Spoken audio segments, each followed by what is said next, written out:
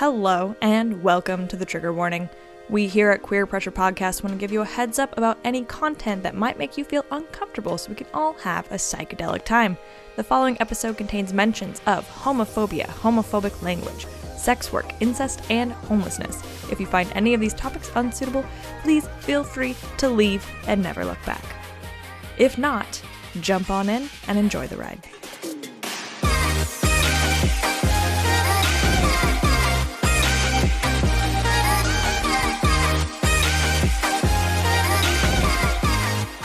Hi everybody, I'm Maddie Gray. And I am Katherine Johnson, and you are listening to Queer Pressure Podcast. We are so glad you've decided to join us. And what exactly have you joined us for? It's a podcast that is a critical exploration of queerness in media as a practice of self-love. So, ma'am. Yes? What are you drinking? I'm being very, very sensible today. It's unlike me, but I'm having an iced coffee. How boring. It's really boring. Well, what are you drinking, Catherine? Water. Wow, that's worse than mine. No ice. How dare you shame me for my iced coffee? You know what? No. Go back. I wasn't clap shaming and you. cheer for my boring white iced coffee. No. I wasn't shaming you. I just kind of knew what was coming up and was like, oh, this isn't even a good bit anymore because you're I'm like, what you drinking? And it used to be I mix these dumb alcohols together into a bleach concoction that's killing my brain. And now I'm drinking water. Have I ever in my life recorded a podcast sober? That's a fantastic question. I don't know the answer, so I think maybe you need to look inside yourself to find the answer. Canceled. I don't have anything good in my body right now. And by good, you do mean fun, recreational. Right. No alcohol, no drugs, no nothing except coffee. Didn't even use a sleep aid to go to sleep last night. Wow! I've been sober for 8 days. This pandemic has truly turned you into a different person. Yeah, and it's not a whole it's a pandemic, so I'm gonna try and better myself. It's health concerns. I actually did have to stop everything to reduce complications if I were to get COVID. So, and one thing is a trigger of another thing, and another thing is a trigger of another thing, so it's just everything has to end. Mm-hmm, yeah. Junk food, wine, everything. Boo! Boo COVID, boo! Yeah, certainly it sucked all the fun out of life, but what's interesting is sober Catherine has joined the chat. Welcome. And by that, I don't mean to say that I'm always drunk, because there's drunk Catherine, there's sober Catherine. The difference is, commonly drinking, drinking every night after work, versus I've been sober for a week, and everything's totally out of me. And I'm enjoying hanging out with sober Catherine. She is a straight fucking pervert. She's just That was not what I expected you to say at all. I was gonna say, so tell us what's different about sober Catherine from sober Catherine is buck fucking wild. This is the side of my personality that was dominant when I was 16. Mm-hmm. Is who I'm hanging out with right now. You made an interesting observation on the phone to me last night. You said, this is the kind of behavior that I generally excuse as saying, oh, I was drunk and being stupid. But no, this is just the core of who you are. Not only has the weird stuff I usually do not decreased as I've been sober, it's increased, and it's been somehow more fun. And in my head I'm this is so funny, I'm doing this because I'm drunk, and I'm bitch, you haven't had a drink in 5 days and you're doing this weird thing. It's just who you are. Embrace it. But I guess I'll try to tie this back at some point to the movie we're doing, but it is kind of fun hanging out with my young self, because it was last night I was telling you that it was 3 a.m. and I was doing something really weird. That I don't know. Are you going to share with our audience what that was? Someday I definitely will. I don't know if it's today. But I was doing really weird, and it was 3 a.m, and I told you that I felt really nostalgic for the summer between my junior and senior year of high school. I felt like that person again. which was like 10 years ago. And I was thinking about it more today, and I'm like, that version of myself was like noticing I had some like anxiety and depression and stuff, but none of the big bad stuff had happened yet. None of the trauma had happened yet. Right. Because there was just like this like train of trauma from like age 18 to 22. So I have a question that does actually tie us back into the podcast and the concept of the podcast, which is, you know, we do this podcast as an exploration and, you know, a practice of self-love, because as queer people, it's really exciting when you first come out. You get to go to pride parades. You get to introduce yourself as kind of a new person. But as you get older, like the whimsy of the coming out era kind of dies down. You're experiencing whimsy, you know, camaraderie with your younger self who was not out. Yeah. Are you finding any you know, any affection or any forgiveness for her? No. Don't twist my fucking words, you sorceress. This really has, as much as this is a queer podcast, this thing I'm having with myself right now has like zero to do with my queerness. Yeah. I think I am so much cooler than her, right? I am so fucking different than I was when I was 17. 17 was just a weirdo goody two shoes. I'm having fun being dumb 16-year-old Catherine. Well, then what's it been like being able to like have this camaraderie with 16, 17-year-old Catherine? I don't know. It just like started a couple days ago when I noticed these super stupid things I was doing. And I was like, there's nothing to blame this on. Except for my own stupid brain. Yeah. Well, we'll have to check in on this again on our next recording session. I like sober Catherine. I wish I let her hang out more often. So, aww. Yeah. Having fun. Being gay. Yeah, it's me, sober Catherine. See, that was really dumb. Anyway, so what are we doing on this podcast today? Yo. Ooh. We're doing a movie. So this is one of my favorite movies ever. And I thought it was going to be a while before we got to it. And then, I don't know, you just asked what should we do next. And then I screamed, My Own Private Idaho. And somehow we ended up doing that, even though it doesn't make a ton of sense to do it right now. But I don't know. It brought me some joy during the pandemic, even though it hurt my feelings a lot. It hurt your feelings a lot. Because it did hurt my feelings, because I had actually never seen this movie. And when you suggested it, you said, this is one of my favorite movies. I think you're gonna love it. You did. Workin' did. Yeah. The only thing that keeps it from being my favorite movie is that it is James Franco's favorite movie. I just don't want that to be a thing. You just don't want to have anything in common with James Franco. That's fine. I'm not saying that I don't want anything in common with him. I don't want that in common with him. I can't explain it. It's my lizard brain just said, no, find a different movie to like. And I said, okay. So what is My Own Private Idaho? It's a 1991 American independent movie and landmark in the new queer cinema movement. It premiered in the 48th Venice International Film Festival and was written and directed by Gus Van Sant, who also directed Milk and Good Will Hunting. Oh my God. I listened to a podcast where somebody said Gus Van Sant, and I almost shit. I was so mad. Why did they do that? Because people are pretentious and stupid, but keep going. It was based off of like four, so many different things, honestly. It shoves a lot of different things into this movie. But it's loosely based on, you know, John Ricci's City of Night from 1963, and then a couple of short stories and scripts that Gus Van Sant put together to create this script. Gus Van Sant. My Own Private Idaho, which was a short story about queers. Modern Days, which was a short script, and Boys of Storytown, which was based on some sex workers down in Portland, Oregon. It's also extremely loosely based on William Shakespeare's Henry the Fourth, 1 and 2, as well as Henry the Fifth. We are not like every other podcast that says, "Oh, it's based on Henry VIII." And I don't think there is a Henry VIII Shakespeare. Did he? I don't think so. There's Henry the Sixth. It also stars River Phoenix as Mike and Keanu Reeves as Scott. It won a bunch of awards. River Phoenix won bunches of awards, including the Volpe Cup for Best Actor at Venice International Film Festival, the Best Male Lead at the Independent Spirit Awards. Well, hey. What?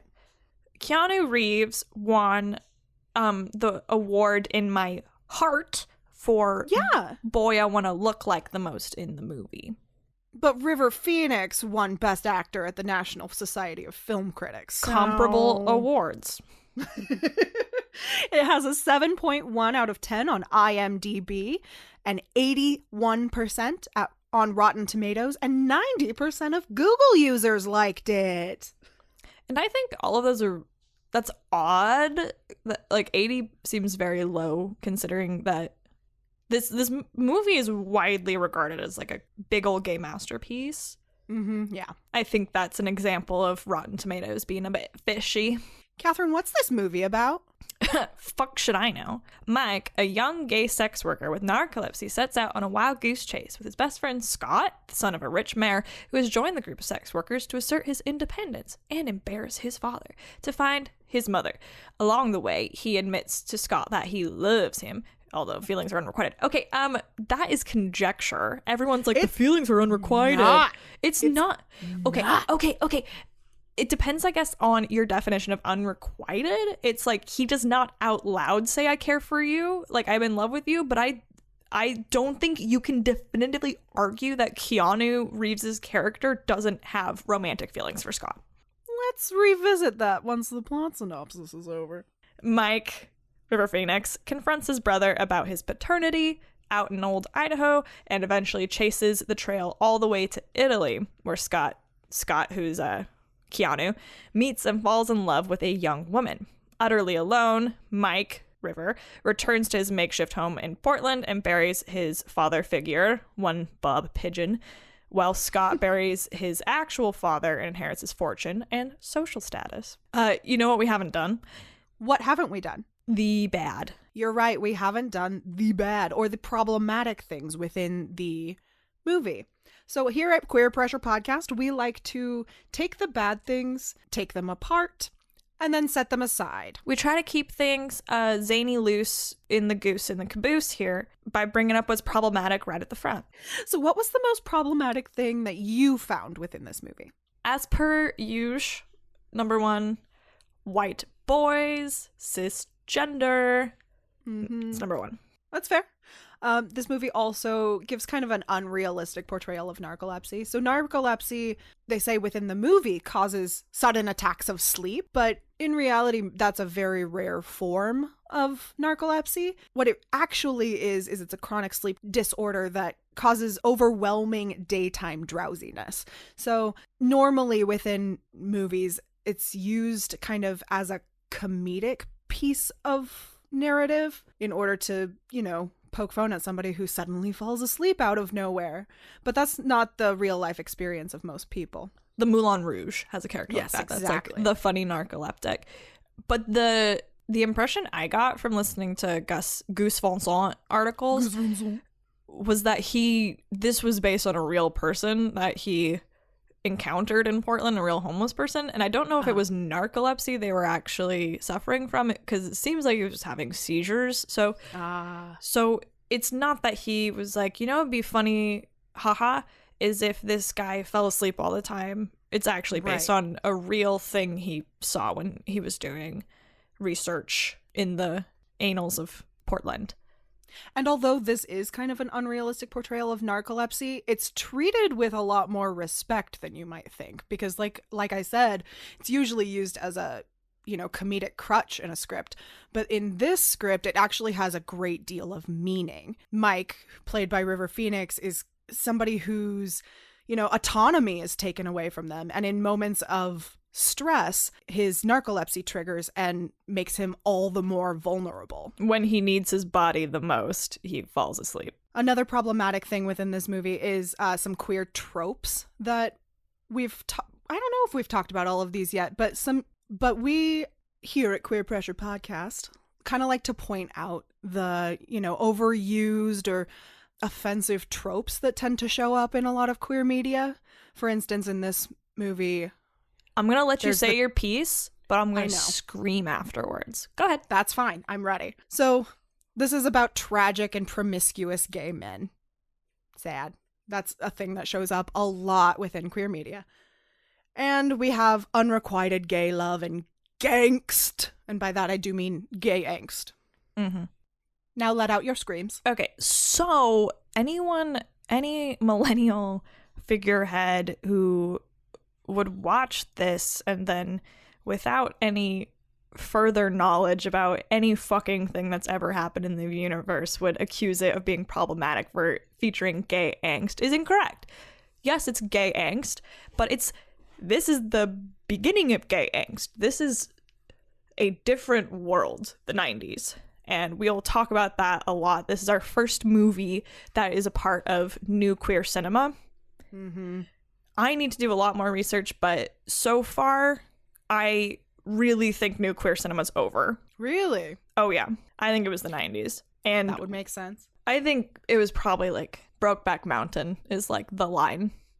Oh, interesting. The end of Can new you queer. Define for our audience what new queer cinema is? New queer cinema was a movement in the early 90s of an emergence of queer movies, and they're typically independent movies. It's a term that was coined by B. Ruby Rich, who was a feminist queer scholar at the time. And so this is the same exact time that queer theories becoming something. This is when Epistemology of the Closet's coming out. B. Ruby Rich described the emergence of I keep calling it the wrong thing. It's new queer cinema. Mm-hmm. And I will always accidentally call it new queer media because I have an aversion to the word cinema. I hate the word cinema because I hate pretentiousness.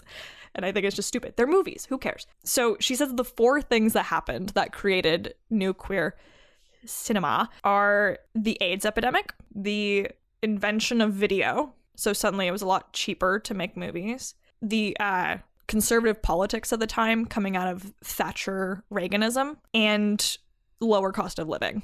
Rent was cheap. People could go get a degree, not be buried in debt, could find somewhere to live, and decide to fuck around and make movies instead of, I gotta get a fucking job because the rent is too damn high. All of these things came together at the perfect moment to create this whole movement. My Own Private Idaho falls very, very much into new queer cinema because it's like right at the perfect time. It's super indie movie. It's artistic. It doesn't pander to a heterosexual audience at all. And that was one of the big differences, was because these are indie movies because we have video now. We can afford to make these movies. We don't need to sign on to a big studio. Mm-hmm. So we can make whatever movies we want. And so it was not pandering to a heteronormative audience. It was, these people are gay and they're unapologetically gay. And often those stories ended up being very tragic, which now... And censored? No. Well, that's the thing. This is when the censors started loosening. Because we have, this huge history of censorship in the United States. That's very interesting. And I mean, you look at this kind of movie where there's a more gay scene that gets taken out. But yeah, that's what I was kind of referring to. But for the time, there's this kind of sensationalized sex scene in it, and that would have never flown, pre what's it called, the sexual revolution. Right. Yeah. That never would have flown 10 years earlier. So even though there are a lot of, especially this movie, other movies from new queer cinema do kind of have a bit more raunch and have more sex scenes that are more realistic, and you see people thrust and shit like that. This movie would be a representation for the time of a loosening of censors for the time. But now that it's 30 years later, a lot of the stories that were being told at the time are now kind of thought of as tropes that are, gay angst and tragic. Well, they were original ideas in the beginning, but those ideas became overused by other directors and other writers. I have millennial woke fatigue. Coming across people who are coming at it from this is stupid and we can't use these tropes or overuse tropes. And I'm like, bitch, this was the original. This is... Oh, I almost did it. Our challenge for this was I was going to try to not use the word art. Because I got so sick of half of what I've read is people just saying, this is art, this is special to you because of this artistic thing, and I think that there's so much more to say about it if we just skip over saying that stupid benign nonsense and talk about the meat of what this movie is. Yeah. I think the other word that you wanted to avoid was beautiful. Beautiful and art. Yep. I'm so down to avoid those words like the plague, because really, in the context of this movie, they don't mean anything. What I kind of kept doing in my head with research was I just kept comparing this movie to Love, Simon. Oh, interesting. In what way? So I have a lot more research to do, which I'll be doing during this pandemic. I think because this is the first movie we've done that's like older to say that, like 1991. We've done so far. It's like the oldest thing we've done so far was Harry Potter. So this is the first piece of media we've done outside of the current media climate, which I have not found anything yet that has given a name to what this queer movement of cinema is. Oh god, I hate the word cinema. I think people... You can say media if you want, if that makes you more comfortable. Media makes me so much happier. Cinema is such a stupid word. So queer media at the moment, I haven't seen anything with like a label yet, but I have a lot more research to do. But I think a lot of people, haven't really drawn the line yet of where new queer cinema ended. I think it totally ended because the whole point of it was that it was these like really raw, like gritty in your face indie movies that were made just for gays because they're just indie movies. Then we come to current times where people are more okay with gay people, and then we get the blockbuster gay movies. And we kept kind of stumbling on this with Love, Simon without having even done the research yet of like, it kind of feels like it's pandering to straights, and that is what's really intrinsic now in the current gay movie climate. I saw articles making the argument that even like Call Me By Your Name is more on like the Love, Simon side than it is on the My Own Private Idaho side. Oh, that's very interesting. Yeah, so it's very much... We need to do Call Me By Your Name, but not yet. Not yet. So yeah, it's very much a sign of the times. Rather than a type of movie. It's more of the time that the movie was made. So I got excited again about like, this is new stuff I'm learning. So I want to keep going down this path and definitely skew more towards older movies. Hell yeah, than we I'm have. interested. What was your favorite aspect of the movie? I'm always the worst person to ask one of those, like, what's your favorite kind of questions, because I'm an ambivalent person and I have a hard time making decisions. But I'm the opposite. That's why we're a zany odd couple. Oh god, are we the odd couple? We're not a couple. Well, that was me stomping that out. Right then and there. Okay, I'll answer for you.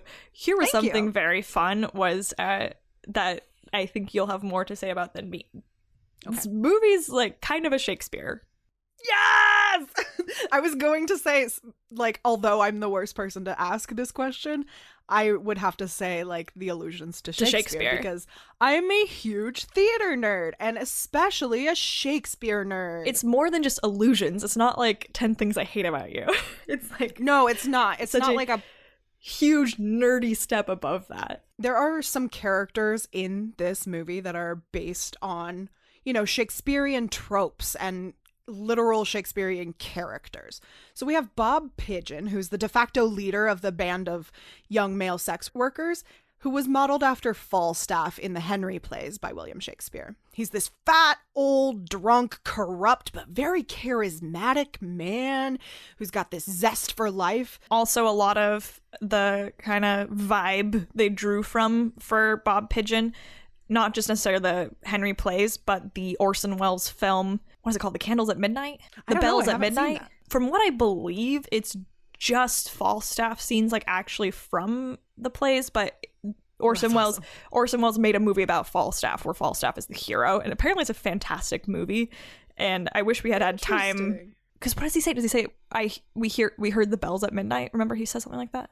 Let me look it up real quick. Chimes at midnight. The chimes at midnight. Yeah, he has the line in this movie because they pull a few actual lines from the Henry plays, and he says, "I have heard the chimes at midnight," which is the title of the Orson Welles movie about Falstaff. And apparently they pulled a lot of kind of cinematic influence from that movie, tried to kind of recreate some of the shots which I wish we'd had more time so I could be more of a movie nerd, because Orson Welles in himself is such an interesting person, because his very first movie ever made is regarded as the greatest movie ever made, and then no one talks about any of his other movies. So, and actually Gus Van Sant, when he was approaching, producers to do this movie, the Shakespeare was the main appeal at the very beginning, because the first person he approached was somebody who's a major Shakespeare fan. It wasn't until towards the end of the process, that before they started filming, that they actually cut back a little bit on the Shakespeare, made things a tiny bit more modern in order to appease, people who were concerned that Shakespeare wasn't super accessible to a 1991 audience. Yeah, I listened to a couple podcasts where people were like, I don't like Shakespeare, I didn't like this movie. And oh, bummer. I don't like Shakespeare, I don't. But I think maybe I just think I don't because I grew up with you guys doing theater, and I wouldn't go just watch a Shakespeare. But for me, it was just so fun. The just risks they were taking, because the two like big differing binary influences of this movie are like Italian neorealism and then high fucking Elizabethan Shakespeare. Exactly.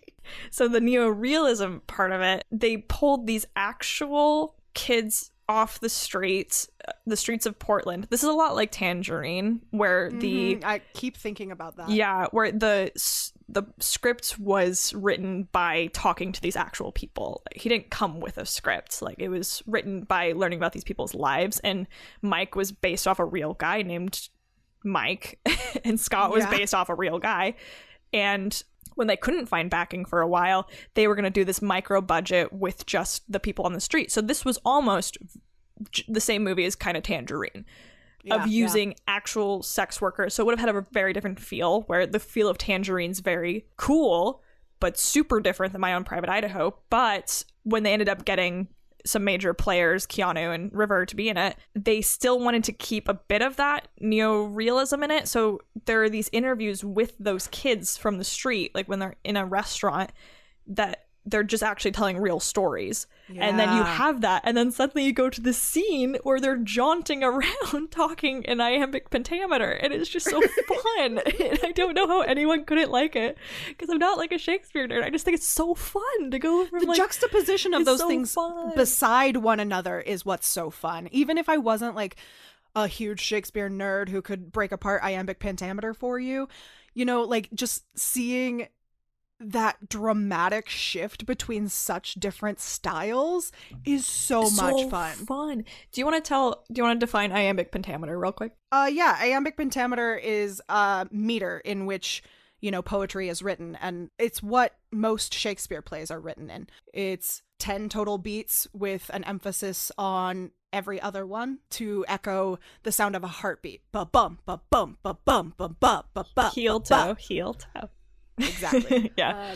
And it's not just Bob who uses this kind of speech. It's also Scott, played by Keanu Reeves, who is Mike's love interest. And he was kind of modeled after Prince Hal, who is the son of King Henry IV in the Henry plays by William Shakespeare. Hal is forsaken by the royal court because he likes to spend his time with these low companions like Falstaff. That's a direct pull for this movie, because we have Scott, who has, I'm going to say, quote unquote, demeaned himself or his class. Or, in his mind, he has. He's a class traitor, mm-hmm. Who is really just doing sex work to piss off his dad. Yeah. And then Hal ultimately ascends to the throne and forsakes Falstaff, which is exactly what Scott does. His father dies, he inherits his fortune, and he becomes a member of that higher social class once again. And when his friends try to reach out to him for help, the way he promised he would give it, he sends them away and says, I don't even know you. There's this very, very fun, very Shakespearean relationship between Scott and Bob.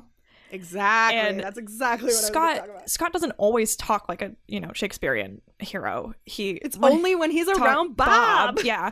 And because Bob always talks in like iambic pentameter. When the first we hear of Bob is Scott and Mike, so Keanu and River, have come back to Portland.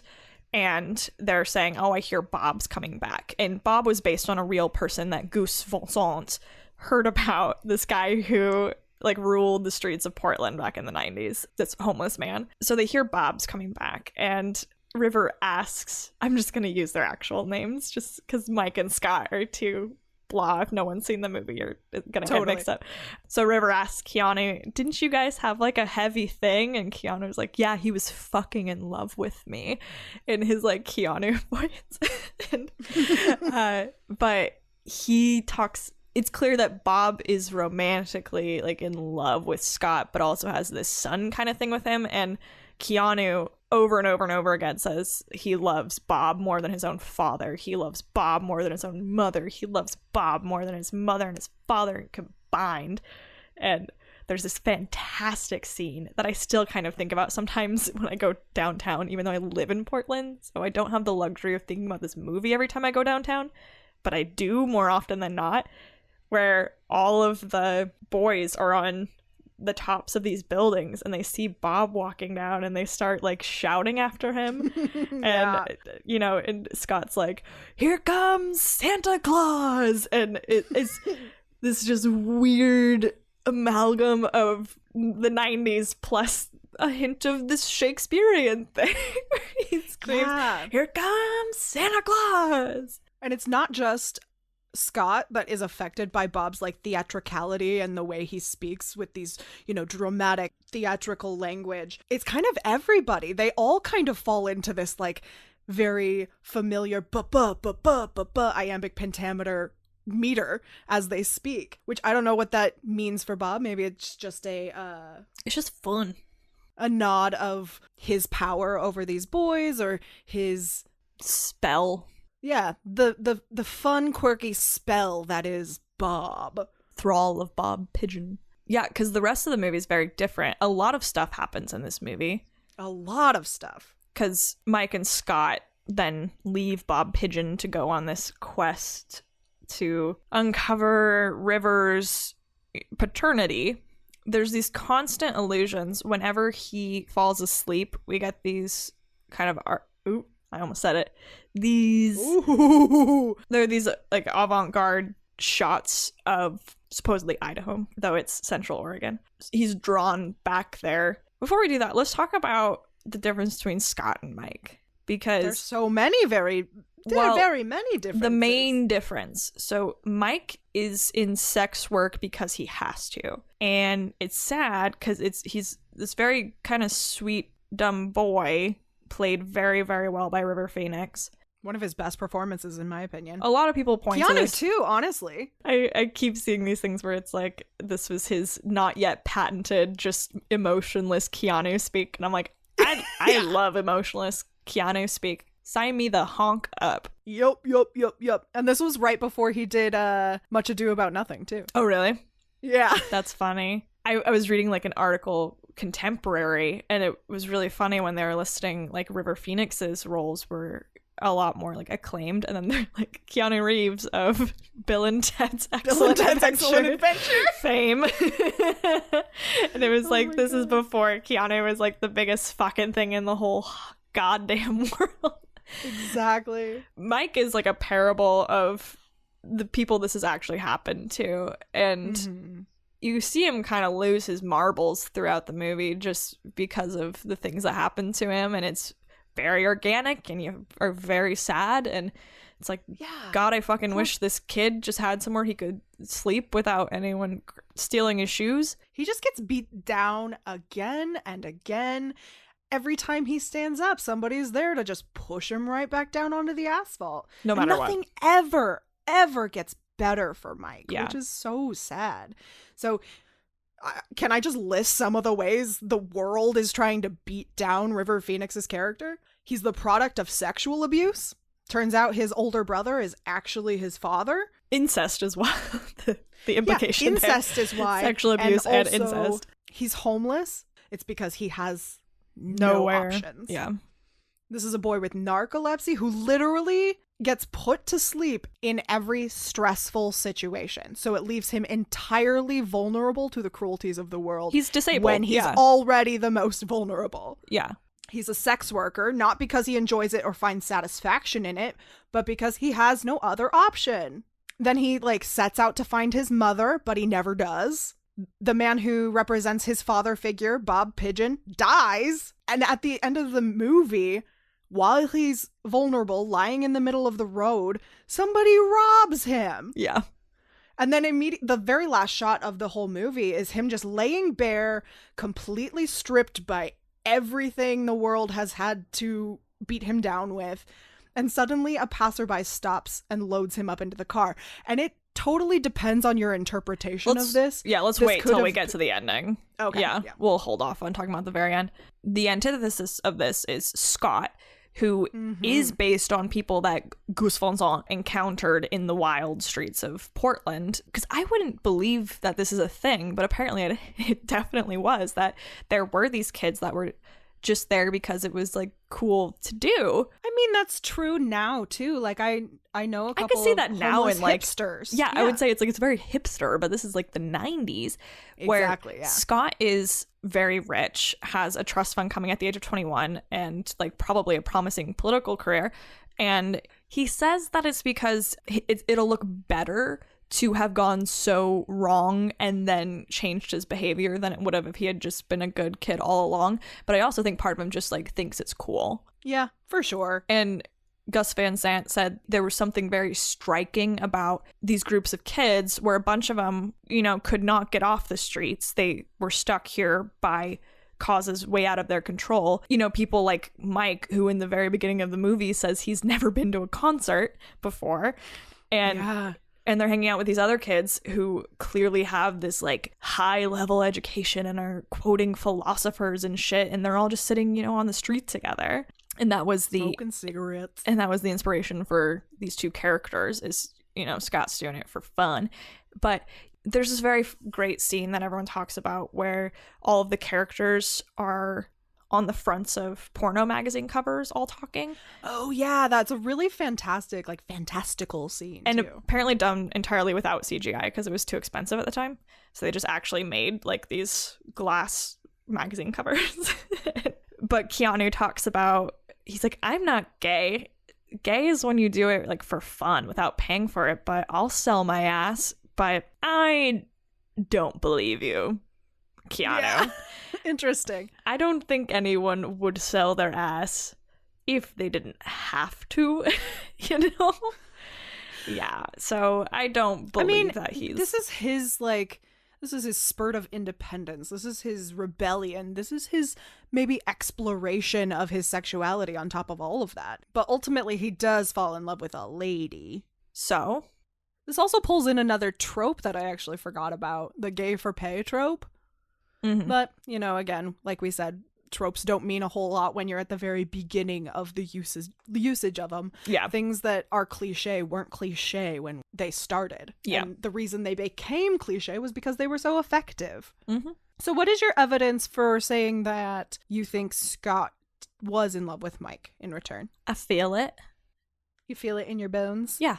The scene that's, like, the most famous from this movie is one that Gus Van Sant didn't even write. He wrote a version of it, and it's the campfire scene. And I was so proud of myself when I read that it was filmed on a soundstage and not filmed in Eastern Oregon, because I was like, first of all, y'all got a sunset going for, like, 2 hours here, so that's not real. Second of all, where did you find logs to sit on? Fair. Yeah, so I was pretty proud of myself when I found out it was filmed on a soundstage. It was the very last scene filmed of the whole movie, and wow. It informs just a lot of the emotional narrative of the whole movie, and it's crazy to think how different the original version of this scene was, and that they filmed the whole movie thinking it was this other version, and then ended up doing it the way River Phoenix wrote it.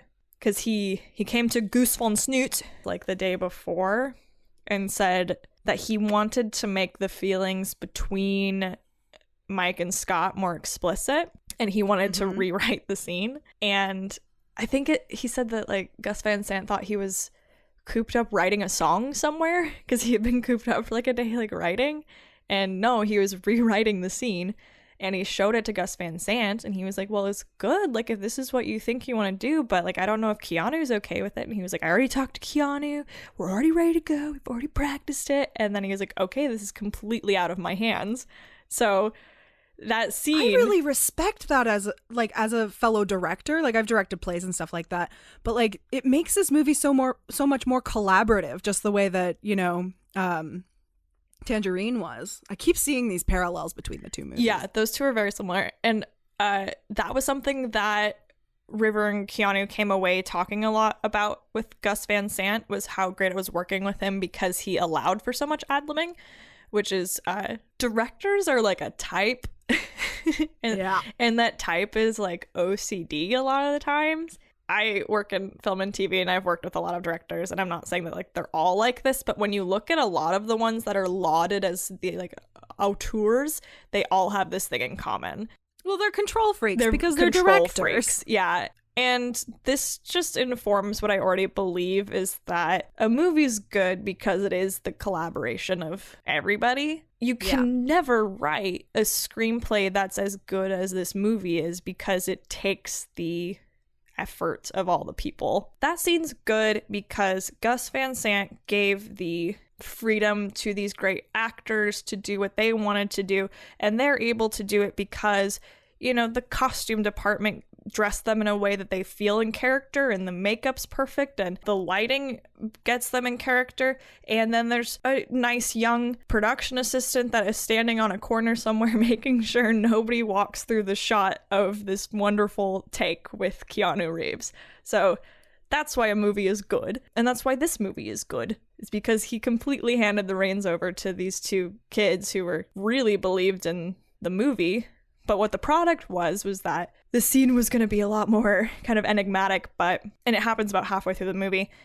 But what ended up happening was Mike does just like outright confess to Scott that he loves him and that he wants to kiss him on the mouth. And it's very sad, and it's very good. And it is well known as, you know, kind of one of the biggest scenes in like queer cinema now. And it's so sad because Scott's response is, you know, I don't do gay stuff unless somebody's gonna pay me. And then poor River is like, well, I don't know, like, I love you and you don't pay me. And it's just, oh, it's heart-wrenching. Oh, it's so touching. Fantastic movie. And another part of this movie that makes us love it a lot is it is set where we live. That's true. And not just Portland and Seattle where we live now. It's filmed east of the Cascades. So the Cascade Mountain Range, we're going to do a geography lesson. The Cascade Mountain Range to the west is where the forest is, where the vampires and the twilight is. To the east is, colloquially we'd call it a desert, but it is a shrub steppe habitat. Is the rain doesn't make it over the mountains. And that's where we grew up. And it's such a buck wild, crazy place, especially Eastern Oregon. But we grew up in Eastern Washington, and it's very conservative, and it's like, it's hot in the summer and it's very cold in the winter, and it's just so different than Seattle and Portland. Yeah, and it's rural. Like, the place we came from is only semi-rural, I would say. But it's like suburban. Yeah, at least where we came from. But most of Eastern Oregon and Eastern Washington are pretty rural. Extremely rural. Parts of Eastern Oregon are extremely, extremely rural, where it's like very difficult to get into these towns, and they're just so in the middle of nowhere. Which is something I really love. But yeah, it's a part of our personality that not everyone around here has. Totally. This kind of bodunk personality, even though we're from the Northwest. And I've seen a lot of movies that take place in the Northwest and take place in like Portland and Seattle, and we see things that are familiar. Like, they film part of this movie in the restaurant Huber's, where I was just working on a movie that we filmed at Huber's. But then I realized, like, I've never seen a movie that's like my home landscape, and it was I can't use the word beautiful. It was really, I loved seeing it. I think it's really gorgeous out there, and it is my favorite landscape ever. I will never go live back there, but it was really cool to get to see a cinematographer also loving that landscape and photographing it in that way. Exactly. And like at its heart, I think that My Own Private Idaho is a lot about trying to find a place to belong, trying to find home, because Mike's like looking for his mother and like so that he can claim this like piece of home to cling on to. But like throughout his journey, he just learns that he's alone, but he stays within this home landscape. And for us specifically, it's so familiar. It's very nostalgic and familiar. It's so nostalgic. And especially in the middle of this pandemic, I find myself extremely nostalgic for home, for the landscape, for the people. And so this movie really hit me, and I think us, differently than it would others, somebody who's not from this place. I've never had an experience with a movie like that of I make that drive all the time down the gorge and through this. They filmed it in MOPI, which is about an hour south of the Dalles, and like I used to make that drive so much that in film school we had to make these like self-essay videos, and I made it about that drive and that landscape. And I found out afterwards that Gus Van Sant's edit was kind of saved by the cinematographer at the end of the day was sneaking out and getting these like really pretty landscape shots. And Gus Van Sant didn't know about it till the very end of the movie. And he said a lot of the more avant-garde elements of the movie weren't slicing together great. And it was a little too jarring, the binaries of the like neorealism and like Shakespeare and all that. And the edit was saved by these landscape shots. So it's the beauty of my home is that it caught the cinematographer's eye. So that makes me feel all good and warm and gay and great. But I guess to kind of bring that back to the point of this podcast is we complain a lot about where we're from. And there's a lot to complain about. That's kind of a big part of the basis of this podcast is like we are the way we are because we are recovering from the place that we grew up. But this movie kind of is a reminder that we are gay and cosmopolitan and rainy Northwest girls now. But that is absolutely still mine to have, even if and to treasure and cherish and all that good stuff. Yeah, just because I don't agree with the politics of the people there doesn't make the land and it's still fucking mine. It's no less yours just because you've moved to another place and expanded your horizons. Just because I'm a liberal ass queer, unlike everyone else out there. I'm like, I've said this to you so many times lately, but I still went to college where I could hear the cows braying in the distances. I did my homework. One of my coworkers, when I was saying that I was like a Portland lesbian, he was like, "You're not a Portland lesbian. You're an Ellensburg lesbian." And I was like, "You're right." That made me feel free. I was like, "You're right. I am a small town. Like they're not cowboy towns, but they wish they were cowboy towns." Like that sort of vibe. Like hipster cowboy town. Like a hipster cowboy town. Queer. And I love being that more than like, granola girl. Oh, I love that too. Yeah. All right, so the very last shot of this movie is Mike, River Phoenix, lying in the middle of a bare road, stripped bare emotionally and pretty physically as well. They took his shoes. When suddenly this passerby stops and loads him into the car. Now, it totally depends on your interpretation, because a lot of this movie is left up for interpretation, which is something I really appreciate because, movies that are super straightforward don't make me think as much. Yeah, they're dumb and gay. Tell the people at home what your first impression was, what you started screaming when we were watching it the first time. Stranger danger! You thought that he was going to get murdered. You were like, that man's going to kill him. And I was we don't know if this is a friendly bystander or a predator. It's fucking Idaho. But also, like, probably a nice old Mormon. This is a movie that keeps slamming Mike to the ground over and over and over. So the only thing that makes sense narratively is Mike ends this movie just as unsafe as he was in the beginning. And I saw another article that said that, like, he dies at the end of it. And I was like, was he dead? Did I miss that? Was he dead? And I was like, am I really missing something? Because that ending never hit me that way. And then I was reading a Gus Van Sant article, and he said originally it was his brother picked him up. Oh. Like, that's what the scene originally was. But then he decided that was kind of... First, it was a little too neat and cute, and second, he doesn't think that's best for Mike. He thinks Mike should move on from that family. And he... Do you mean his brother daddy? His brother father?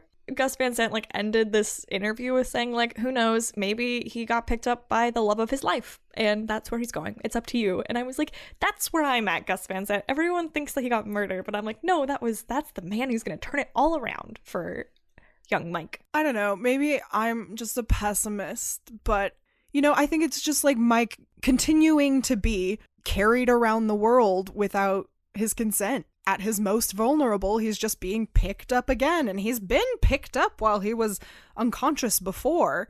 We saw a John named Hans who just...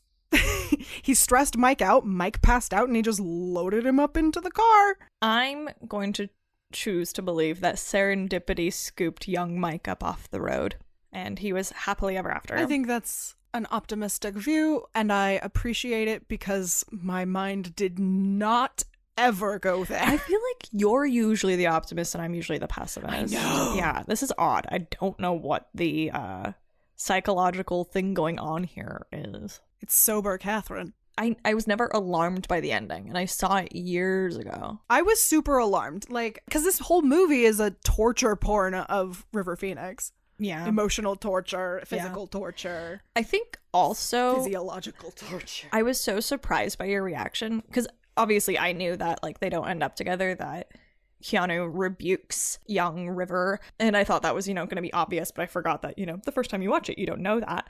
And so I was, like, so surprised when you were screaming, and you're like, why would you not choose cute young River? And I also did not think about, like, the context of, like, when this movie came out. Yeah. I should have really like considered that. I said that. You're like, why didn't they end up together? And I was like, this came out in 1991. But I think another part of it was that, like, the first time I watched this, I was a lot closer to the ages of the characters. They're like 21, and I was probably like 21, 22 when I first watched this. And now watching it, and I just know that Scott is going to regret what he did. Right. And I find peace in that, so I just, like, wasn't that wronged by the end of it, because I just know that, like, that happens a lot. You're gonna fall in love with some straight person when you're 21, and it's gonna crush you, it's gonna break your heart, and then you're gonna get a little tougher for it and better at not doing that, and life will get better. And I do think that, like, Keanu wasn't straight in it, and I think someday he's married this woman out of, you know, impulse of, like, I need to be the best son in the world next week. Here's a cute girl.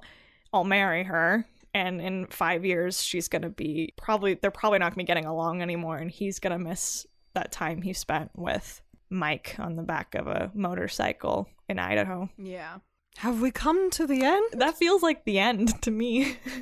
All right. Well, you know what that means. I do. It's time for Catherine's treasure chest of nice things. I hate my treasure chest of nice things. So last Christmas, I made a Christmas gift for Catherine. It's a small pirate's treasure chest full of slips of paper that say nice things, inside jokes, and affirmations for my dear, sweet friend. And as a practice of self-love on this podcast, we're asking her to read one at the end of every episode. So, Catherine, will you do the honors? Nope. Okay, here we go. You wrote, oh no, what is it? Young witches need moonlight. Oh, that's one of my favorite quotes. It's written on my whiteboard that I'm staring at right now. Something I said to you years ago. We're not so... Got me through a lot, honestly. We're not so young anymore. No, but we still need the moonlight. And we're still witches. Witches more than ever now that it's a pandemic. There's nothing else to do. So why not forage at 3 a.m. through my neighbors' yards choosing plants for potions. This is something Why not? Something I think about doing every night and I have to get talked down.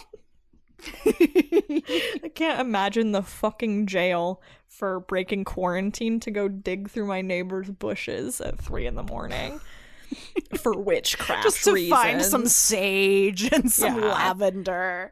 And they're like, what are you doing? I'm like, it's the witching hour. I'm procuring ingredients for potions. And to cast spells upon mine enemies. Yonder pink moon doth smile upon us, gentle sage. This is not a podcast for witches. Sorry about that. Anyways, let's go. You've been listening to Queer Pressure Podcast and our critical explorations of queer media as a continued practice of self-love with Katherine Johnson and Maddie Gray. Like, comment, share, subscribe anywhere you can, but specifically iTunes and Google Podcasts. Follow us on social media. We are now on Twitter at Queer Pressure PC, on Instagram at Queer Pressure PC, on Facebook at Queer Pressure PC for updates and the links to the new episodes. Once again, that is Queer Pressure PC for podcast, not prefrontal cortex. This is true. Thanks for listening. Have a nice day. Goodbye. Goodbye.